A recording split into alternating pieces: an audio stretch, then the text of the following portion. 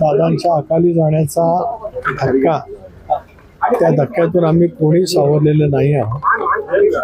अजूनही आम्हाला वाटतंय दादा आमच्यातच आहे. त्या शोकमग्न अवस्थेमध्येच आज आम्ही सर्वजण संबंध राज्यभरात आणि यामध्ये आहोत. त्यामुळे आज त्यांच्या अनुपस्थित कार्यालयामध्ये येणं हे सुद्धा माझ्यासाठी अत्यंत क्लेशकारक आहे.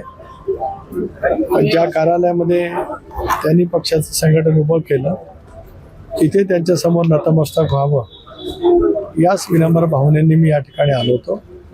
त्यापेक्षा मला या काही बोलायचं नाही. सगळ्यात जास्त ही तुम्ही मुख्यमंत्र्यांची भेट घेतली, त्याच्यावर खूप वेगवेगळी चर्चा सुरू आहे. नेमकी भेट कशासाठी होती, काय कारण आहे? आज भेट जरूर झाली.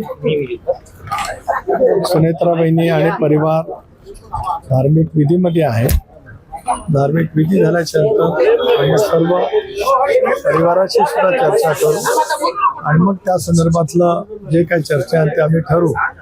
जनतेच्या मनातलं, आमच्या आमदारांच्या मनातलं, बहिणींच्या सोबत बोलणं, परिवाराशी बोलणं हे आमच्या सर्वांच्या दृष्टिकोनातून अत्यंत महत्त्वाचं आहे, संवेदनाशील आहे. आम्ही प्रत्येक कृती संवेदन आणि दादांनी ज्या पद्धतीने संबंध महाराष्ट्र घडवला, आज आपण पाहतो की त्यांच्या दुःखद निधनाने संबंध राज्य शोकमग्न आहे.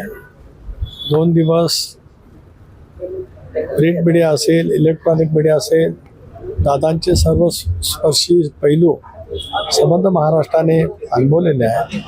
त्यामुळे त्याच अतिशय शोकाकुल दुःखद वातावरणामध्ये आम्ही आहोत. बाकीचा जो विषय असेल त्या विषयाच्या बाबतीमध्ये कुठली चर्चा नाही.